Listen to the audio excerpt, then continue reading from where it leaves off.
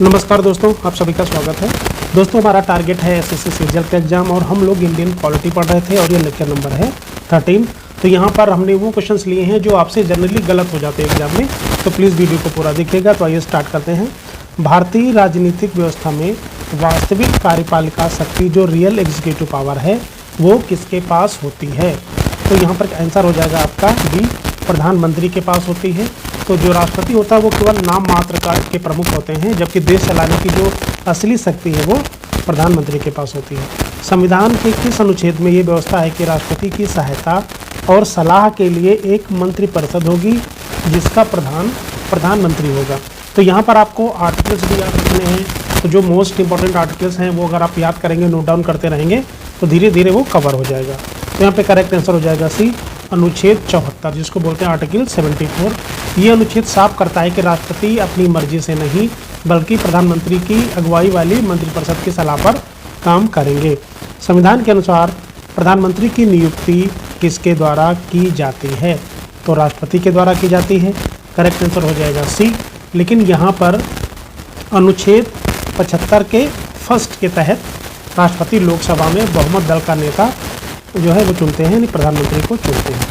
प्रधानमंत्री पद के उम्मीदवार के लिए न्यूनतम आयु कितनी होनी चाहिए? तो न्यूनतम आयु होनी चाहिए 25 वर्ष। ठीक है, तो यहाँ पे जनरली कन्फ्यूज़न होता है। और राष्ट्रपति के लिए 35 वर्ष और उपराष्ट्रपति के लिए भी 35 वर्ष आयु होनी चाहिए। तो यहाँ पर कोई व्यक्ति लोकसभा का सदस्य बनने की जो योग्यता रखता है तो उसकी आयु कितनी है? 25 वर्ष है। यदि कोई व्यक्ति संसद के किसी भी सदन यानी कि लोकसभा और राज्यसभा, जो हमारा निम्न सदन है उसको हम लोकसभा बोलते हैं, उच्च सदन को राज्यसभा बोलते हैं, का सदस्य नहीं है तो वो अधिकतम कितने समय तक मंत्री रह सकता है? तो 6 महीने तक वो मंत्री रह सकता है। तो करेक्ट आंसर हो जाएगा यहाँ पे 5 का बी। लेकिन बिना सांसद रहे कोई भी व्यक्ति 6 महीने तक मंत्री रह सकता है। ठीक है, लेकिन इसके दौरान उसे लोकसभा या राज्यसभा का सदस्य बनना अनिवार्य है। भारत के इतिहास में राज्यसभा के सदस्य रहते हुए प्रधानमंत्री बनने वाले पहले व्यक्ति कौन थे? तो ये क्वेश्चन इंपॉर्टेंट हो जाता है। हमने पहले भी बोल रखा है, जब भी पहला और पहले वर्ड आता है तो क्वेश्चन इंपॉर्टेंट हो जाता है। तो उनका नाम है इंदिरा गांधी। करेक्ट आंसर हो जाएगा ए। ये कब की बात है? 1966 की बात है। 1966 में जब इंदिरा गांधी पहली बार प्रधानमंत्री बनी तब वह राज्यसभा के सदस्य थी। ठीक है, तो 6 का आंसर हो जाएगा ए। केंद्रीय मंत्रिपरिषद के अन्य मंत्रियों की नियुक्ति राष्ट्रपति किसकी सलाह पर करते हैं? तो प्रधानमंत्री की सलाह पर करते हैं। तो करेक्ट आंसर हो जाएगा यहाँ पे बी, यानी पीएम की सलाह पर करते हैं। किस संविधान संशोधन अधिनियम द्वारा यह तय किया गया कि केंद्रीय मंत्रिपरिषद में मंत्रियों की कुल संख्या लोकसभा की कुल संख्या यानी कुल सदस्य संख्या के 15% से अधिक नहीं होगी? तो क्वेश्चन नंबर 8 है, ये वेरी इंपॉर्टेंट है, ये बार बार पूछा जाता है। ठीक है, तो यहाँ पे क्या हो जाएगा आपका 91वां जो संविधान संशोधन हुआ था। ठीक है, करेक्ट आंसर हो जाएगा डी। और ये हुआ कब था? 2003 में। तो ये भी आपको याद रखना है। इसमें ही पास हुआ था कि 15% से अधिक जो मंत्रियों की संख्या है वो नहीं होगी। आगे बढ़ते हैं। मंत्रिपरिषद के सदस्य यानी मंत्री व्यक्तिगत रूप से किसके प्रति उत्तरदायी होते हैं? तो वो व्यक्तिगत रूप से राष्ट्रपति के प्रति उत्तरदायी होते हैं। तो करेक्ट आंसर हो जाएगा यहाँ पे सी। तो यहाँ पे एक अनुच्छेद होता है, अनुच्छेद का जो पार्ट 2 के अनुसार मंत्री राष्ट्रपति के प्रसाद पर्यंत जो पद है वो धारण करते हैं। ठीक है, तो करेक्ट आंसर हो जाएगा सी। जो क्वेश्चन आपको नहीं आ रहा है उसको नोट डाउन करते चलिए और कमेंट करके ज़रूर बता दीजिए कि आपको वीडियो कैसा लगा। सामूहिक रूप से पूरी मंत्रिपरिषद किसके प्रति उत्तरदायी होती है? जो भारतीय संसदीय प्रणाली की सबसे मुख्य विशेषता है। तो वेरी इंपॉर्टेंट क्वेश्चन है। तो 10 का आंसर आपका क्या हो जाएगा? यहाँ पे क्वेश्चन को एक बार और पढ़ लीजिए ध्यान से। सामूहिक रूप से पूरी मंत्रिपरिषद किसके प्रति उत्तरदायी होती है? जो भारतीय संसदीय प्रणाली की सबसे मुख्य विशेषता है। तो केवल लोकसभा के प्रति। ठीक है, तो करेक्ट आंसर हो जाएगा यहाँ पे ए आ जाएगा। लेकिन यहाँ पर भी आपको एक आर्टिकल याद रखना है, 75 के भाग 3 के तहत पूरी जो मंत्रिपरिषद है वो लोकसभा के प्रति जवाबदेही है।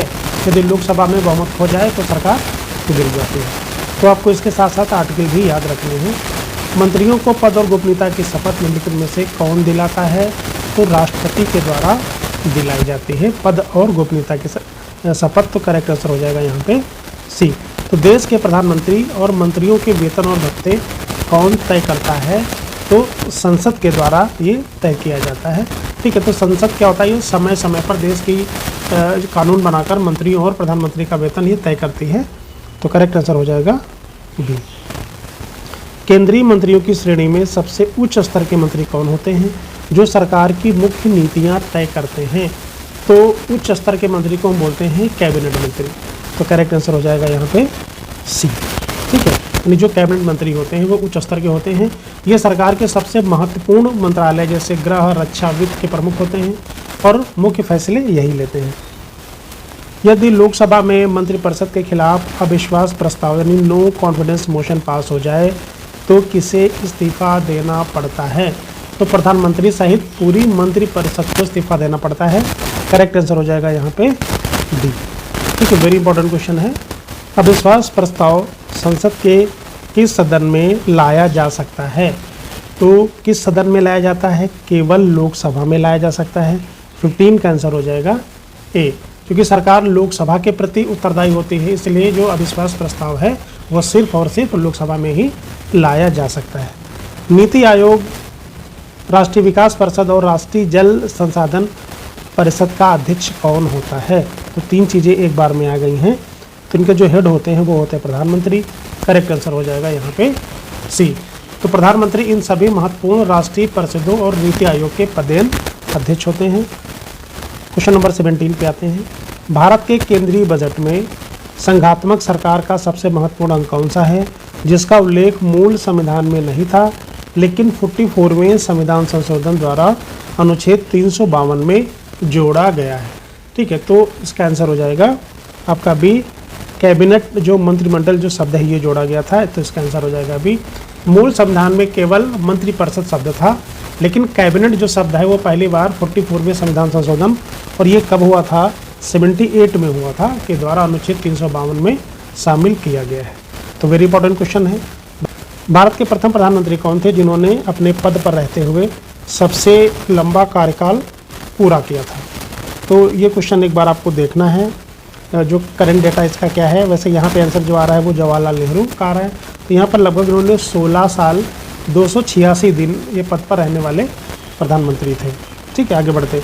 भारत के पहले गैर कांग्रेसी प्रधानमंत्री कौन थे? तो उनका नाम था मोरारजी देसाई। ये क्वेश्चन खूब पूछा जाता है। तो 1977 में आपातकाल के दौरान जनता पार्टी की तरफ से वे देश के पहले गैर कांग्रेसी प्रधानमंत्री बने थे। तो करेक्ट आंसर हो जाएगा बी। और ऐसे ही क्वेश्चन एग्जाम में पूछे भी जाते हैं। अपने कार्यकाल के दौरान संसद यानी लोकसभा का सामना न करने वाले यानी एक बार भी संसद न जाने वाले भारत के एकमात्र प्रधानमंत्री कौन थे? तो उनका नाम था चौधरी चरण सिंह। तो 20 का आंसर हो जाएगा यहाँ पे ए। लोकसभा में विश्वास मत हासिल करने में असफल होने के कारण इस्तीफा देने वाले पहले प्रधानमंत्री कौन थे? तो उनका नाम था वीपी सिंह। ठीक है, तो वीपी सिंह करेक्ट आंसर हो जाएगा यहाँ पे बी, यानी विश्वनाथ प्रताप सिंह। ये बात है 1990 की, यानी 1990 में उनकी राष्ट्रीय मोर्चा सरकार लोकसभा में अपना बहुमत यानी विश्वास मत साबित नहीं कर पाई थी, इसलिए इनको इस्तीफा देना पड़ा। ठीक है, अगले क्वेश्चन पे आते हैं। नोट डाउन करते चलिएगा जो क्वेश्चन आपको नहीं आ रहा है।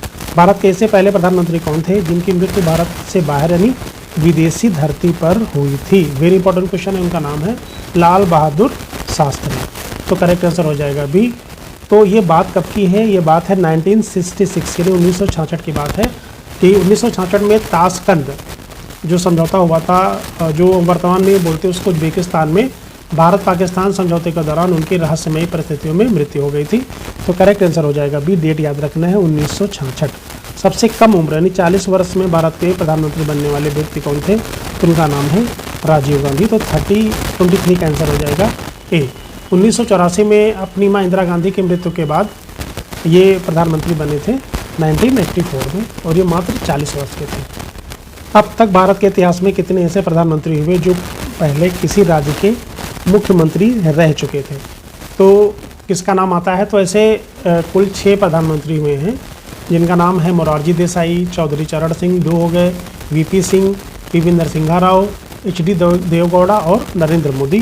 तो कुल टोटल हो गया 6। तो करेक्ट आंसर हो जाएगा यहाँ पे सी। निम्नलिखित में से कौन से प्रधानमंत्री अपने मुख्यमंत्री कार्यकाल के बाद सीधे देश के प्रधानमंत्री बने और उन्होंने कभी केंद्रीय कैबिनेट मंत्री का पद नहीं संभाला? तो उनका नाम है HD देवगौड़ा और नरेंद्र मोदी। ठीक है, तो करेक्ट आंसर हो जाएगा यहाँ पे बी। तो ये भी क्वेश्चन आ सकते हैं, ये भी आपको ध्यान रखना है। तो ये दोनों नेता अपने राज्यों के मुख्यमंत्री रहने के सीधे बाद प्रधानमंत्री बने। इन्होंने कभी केंद्र में मंत्री के रूप में काम नहीं किया या पद नहीं संभाला। तो 25 का आंसर हो जाएगा बी। राष्ट्रपति और मंत्रिपरिषद के बीच संवाद यानी कम्युनिकेशन के मुख्य माध्यम के रूप में प्रधानमंत्री के कर्तव्य का उल्लेख किस अनुच्छेद में किया गया है? तो इसका वर्णन किया गया है अनुच्छेद 78 में। करेक्ट आंसर हो जाएगा सी। तो ये अनुच्छेद प्रधानमंत्री का ये कर्तव्य तय करता है कि वे सरकार के सभी फैसले की जानकारी राष्ट्रपति को देंगे। अगले क्वेश्चन पे आते हैं। स्वतंत्र भारत की पहली महिला केंद्रीय मंत्री कौन थी जिन्हें स्वास्थ्य मंत्रालय का प्रभार दिया गया था? तो उनका नाम है राजकुमारी अमृत कौर। करेक्ट आंसर हो जाएगा यहाँ पे बी।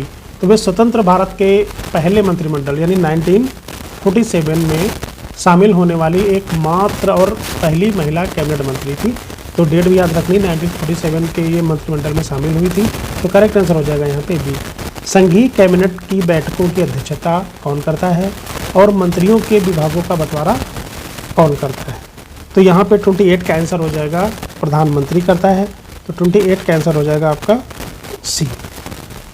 ठीक है, 28 का आंसर हो जाएगा यहाँ पे सी। तो प्रधानमंत्री तय करते हैं कि किस मंत्री को कौन सा विभाग मिलेगा और वे ही कैबिनेट मंत्री की बैठकों में भाग लेंगे। तो यदि भारत का प्रधानमंत्री राज्यसभा का सदस्य है तो वह, तो यहाँ पे 4 ऑप्शन दिए गए हैं। अविश्वास प्रस्ताव की स्थिति में अपने पक्ष में वोट नहीं दे सकेगा। दूसरा है लोकसभा में बजट पर नहीं बोल सकेगा, लोकसभा राज्यसभा में ही वक्तव्य दे सकेगा और उसे 6 महीने के भीतर लोकसभा का चुनाव लड़ना होगा। तो यहाँ पे करेक्ट आंसर होगा आपका ए। ठीक है, फर्स्ट हो जाएगा। अविश्वास प्रस्ताव की स्थिति में वो अपने पक्ष में वोट नहीं दे सकेगा। तो करेक्ट आंसर हो जाएगा यहाँ पे ए। क्योंकि अविश्वास प्रस्ताव से तो लोकसभा में आता है, इसलिए राज्यसभा का सदस्य होने के नाते वह वोट नहीं डाल सकते। जैसे 2008 में मनमोहन सिंह के समय में ये ऐसा एक बार हो चुका है। तो करेक्ट आंसर हो जाएगा ए। आमतौर पर भारत का प्रधानमंत्री संसद के किस सदन का सदस्य होता है? यद्यपि वह किसी भी सदन का हो सकता है, तो आमतौर पर अगर बात करें तो वो लोकसभा का होता है, बाकी वो राज्यसभा का भी सदस्य हो सकता है। तो यहाँ पे करेक्ट आंसर हो जाएगा ए। दोस्तों, अगर वीडियो अच्छा लगा है प्लीज़ लाइक, शेयर और सब्सक्राइब जरूर करें। Thank you very much.